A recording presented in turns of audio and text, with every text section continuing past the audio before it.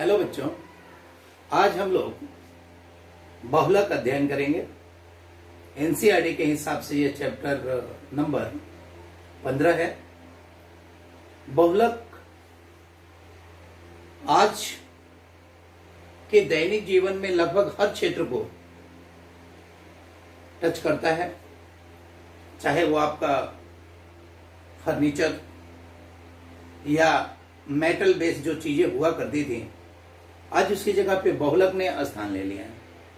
बहुत सारे रंजक जो पहले धातु या धातु आयनों से बने होते थे, आज के डेट में प्लास्टिक ने उसको बहुत जगह पे प्रतिस्थापित कर दिया है। फाइब्रिक्स जो आजकल है, पेंट जो हम अपने दैनिक जीवन में इस्तेमाल कर रहे हैं, कई तरह से यह चैप्टर हमारे दैनिक जीवन में, रोजमर्रा के जीवन में जो चीजें प्रयोग की जाती हैं, उसके निर्माण, उसके गुणों में सुधार एवं उसके उपयोग को निर्धारित करने में हमारी सहायता करेगा। इसको लेके आगे जब आप लोग हायर अध्ययन में या हायर स्टडी में जाएंगे तो इंजीनियरिंग का एक स्पेशल सेक्शन आ जाता है, पॉलीमर इंजीनियरिंग, जिसका कि बहुत ज्यादा स्कोप है। कुछ दिन पहले तक अगर हम देखें तो जो प्लास्टिक का जो स्वरूप होता था और आज की प्लास्टिक का स्वरूप जो है, बहुत ही बदल गया है। जो पहले के फाइबर हुए करते थे और आज का जो फाइबर का रेंज है, उसमें बहुत ही परिवर्तन आया है और वांछित परिवर्तन आया है। हमने अपने हिसाब से उसको डेवलप कर लिया है। तो इसको देखते हुए इसको बहुत ही गंभीरता के साथ इस चैप्टर को पढ़ें, इसके सारे टॉपिकों को रेगुलर देखें। मैं बार बार बोलता हूं कि केमिस्ट्री का कोई भी एक लेक्चर मिस होने का मतलब है कि आगे के लेक्चर जो होते हैं वो उससे जुड़े होते हैं और वो फिर आपको बहुत ज्यादा दिक्कत करते हैं।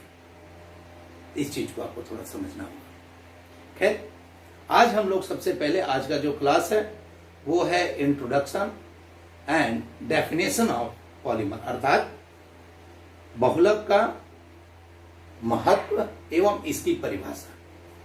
तो अगर हम देखें बहुलक, जिसे बेटा इंग्लिश में हम लोग कहेंगे पॉलीमर, क्या कहेंगे? पॉलीमर।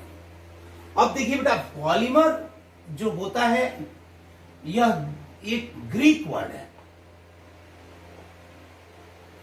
अब ग्रीक वर्ड जो है, अब ये ग्रीक वर्ड दो शब्दों से बना है, पॉली प्लस मर। पॉली मतलब होता है बेटा जी मेनी, और मर मतलब होता है यूनिट। अगर मैं हिंदी में कहूं तो मेनी माने अनेक और यूनिट माने इकाइयां। यानी एक ऐसी संरचना या कोई ऐसा यौगिक जिसमें अनेक इकाइयां हों, उसे हम पॉलीमर कहेंगे। पॉलीमर यानी बहुत सारी इकाइयां, अनेक इकाइयों से जो होता है। अब देखिए, अनेक इकाइयां अगर जुड़ी हुई हैं तो ये तो कंफर्म है कि इसका जो अणु होगा वो छोटा अणु नहीं होगा। वो अणु क्या होगा? बृहदाणु होगा। बृहदाणु मतलब मैक्रोमोलिक्यूल, बड़ा अणु। यानी जब ये बृहदाणु माने बृहद अणु, तो इसका जो द्रव्यमान होता है, आणविक द्रव्यमान 10 का पावर 3 से लेके 10 का पावर 9 यूनिट के बीच होता है। कहीं कहीं पे 10 की पावर 7 भी दिया हुआ है, लेकिन 10 की पावर 9 यूनिट का रेंज लेके चलेंगे। तो अब मैं इसको इन ब्रीफ बात करता हूं। देखिए, बहुलक क्या होता है? बहुलक एक ग्रीक शब्द से निकला हुआ शब्द है, जिसका मतलब होता है मेनी यूनिट, यानी अनेक इकाइयों से मिलकर बना हुआ एक पदार्थ होगा। इस चीज को जरा समझते हैं। तो हम लोग ये कहेंगे कि जो आपका पॉलीमर है, जैसे हमारे आसपास की चीजों को अगर हम देखते हैं, जैसे प्लास्टिक है, रबड़ है, नायलॉन है, पीवीसी है, सेलुलोज है, ये सारे पॉलीमर हैं। मैं इनको थोड़ा सिस्टमैटिक तरह से इसका बात करेंगे। सबसे पहली बातचीत हम लोग करेंगे कि जो पॉलीमर है यानी बहुलक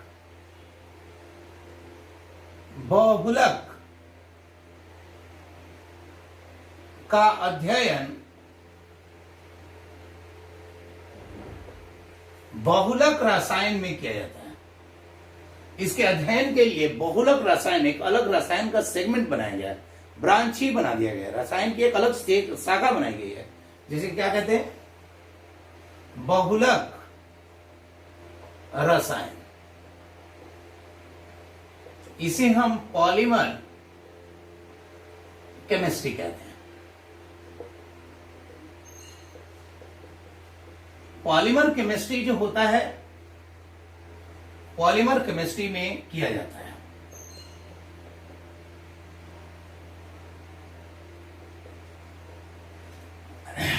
और पॉलीमर केमिस्ट्री बहुत ही महत्वपूर्ण भाग है मटेरियल साइंस का। पॉलीमर केमिस्ट्री माने पदार्थ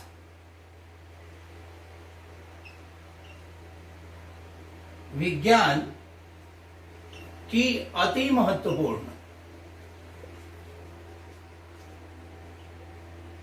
एवं आधुनिक शाखा है। माने जो ये आपका बहुलक रसायन है,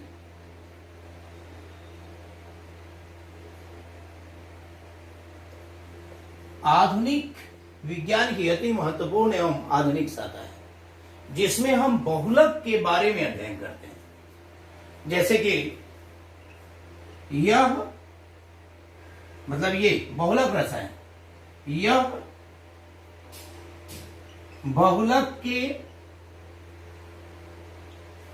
निर्माण, गुण एवं उपयोग का अध्ययन कराता है।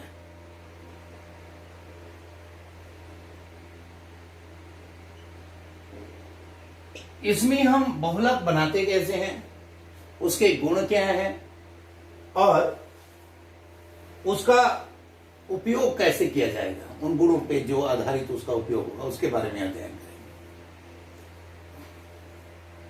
इसमें हम अगर देखें तो आपके पास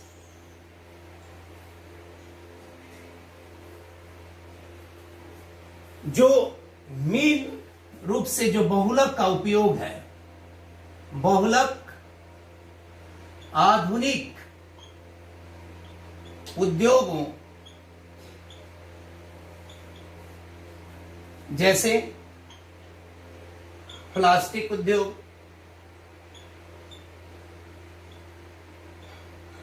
इलास्टोमर,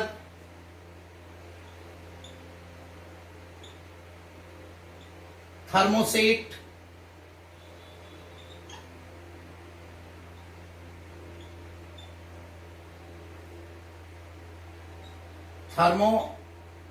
थर्मोप्लास्टिक, थर्मोसेट, इसे बेटा ताप दृढ़ वस्तु बोलते हैं। ये ताप सुगठ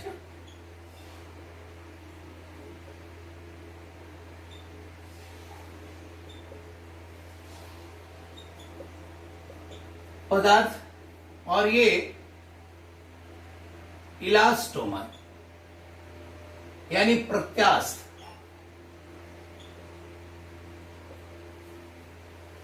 पदार्थ, इन सभी के लिए उत्पाद प्रदान करता है।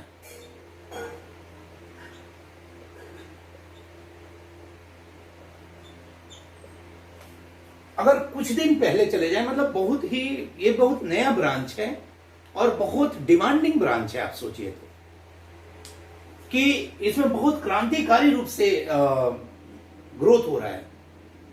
आधुनिक ब्रांच है। आज का युग को अगर हम कहें तो पॉलीमर युग कह सकते हैं। आज हमारे किचन से लेके हर क्षेत्र में, इवन आप देख लीजिए कि प्राकृतिक संसाधनों में जहां पहले लकड़ी का दरवाजा हुआ करता था, आज प्लास्टिक का दरवाजा है। जहां पहले पाइप जो लगे करते थे पानी वानी के लिए धातुओं के, तो वहां प्लास्टिक का पाइप इस्तेमाल होने लगा है। जहां कांच पहले वो इस्तेमाल होता था, वो कांच भी आजकल फाइबर के यूज होने लगे हैं। वस्त्र उद्योग में भी बहुत जगह फाइबर ने बहुत चीजों को प्रतिस्थापित कर दिया है।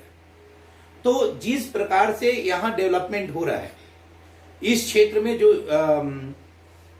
क्रांतिकारी रूप से वृद्धि हो रही है, नए नए चीजों का खोज किया जा रहा है, तो यह एक बहुत ही ब्रॉड और आधुनिक उद्योग का क्षेत्र है। इस पे बहुत सारी चीजें निर्धारित हो रही हैं। तो इन चीजों को हम लोग यहां इस चैप्टर में पढ़ेंगे। आपको यहां पर हमें पढ़ना क्या है, जैसे मान लिया जाए कि इसकी उपयोगिता के बारे में अगर आप देखें तो टीवी, रेनकोट, ये जो आपके टाइल्स आ रहे हैं, विनाइल फ्लोरिंग जो की जा रही है, वो कंप्यूटर का डेस्क, ये जितनी भी चीजें हैं सारी आपकी जो है पॉलीमर यानी बहुलक से उत्पन्न होने वाली चीजों से निर्मित हो रहे हैं। टायर, रबड़, बहुत प्रकार के रेसे जैसे नायलॉन, पॉलिएस्टर। औद्योगिक क्रांति का जननी ही अगर आप देखें कि इंडस्ट्रियल रिवॉल्यूशन अगर हुआ है तो उसके पीछे पॉलीमर का बहुत बड़ा योगदान है। पॉलीमर ने हमारे बहुत सारे प्राकृतिक संसाधनों से उनका जो एक्सेस दबाव था उसको कम कर दिया है। परंतु एक तरफ तो ये बेनिफिट की बात हो रही है, दूसरी तरफ इसके हार्मफुल भी प्रभाव आ रहे हैं। जैसे पॉलीमर बनाने के दौरान जो बहुलक निर्माण होता है, तो उसके साथ सह उत्पाद के रूप में बहुत सारे विषैले पदार्थों का निर्माण होता है, जो प्रकृति में बहुत से अवांछित परिवर्तन करते हैं। कारण यह होता है कि ये जो पदार्थ निर्मित होते हैं, ये जैव अनिम्नीकरणीय पदार्थ हैं। तो इस जैव अनिम्नीकरणीय पदार्थ होने के कारण ये प्रकृति में क्या होते हैं, ये बायो एक्युमुलेट होते चले जाते हैं, यानी जैव संवर्धन होता चला जाता है, यानी ये प्रकृति में एकत्रित होते चले जाते हैं, जिसके कारण ये जैविक पदार्थों में जब प्रवेश करते हैं, आहार श्रृंखला में प्रवेश करते हैं, या बायोजियो केमिकल साइकिल जो होता है, जैव रासायनिक जो चक्र होता है, ऑक्सीजन चक्र, नाइट्रोजन चक्र, इसमें जब ये एंटर कर जाते हैं तो ये बहुत ही मतलब विषैले प्रभाव उत्पन्न करते हैं। तो इसका बहुत सारे फायदेमंद उपयोग है, बहुत सारे हानिकारक प्रभाव हैं, लेकिन फिर भी अगर हम इसका सोच समझकर बेहतर ढंग से इस्तेमाल करें तो ये हमारे आधुनिक तरक्की के लिए, मानव सभ्यता के आगे विकास के लिए बहुत इंपॉर्टेंट है। तो इस चीजों को हम लोग इस चैप्टर में धीरे धीरे करके पढ़ेंगे और इसके कई कैटेगरी हैं। अपने अगले जो डेफिनेशन का अगला टॉपिक होगा उसमें हम इसकी चर्चा करेंगे। थैंक यू बेटा, बेस्ट ऑफ लक।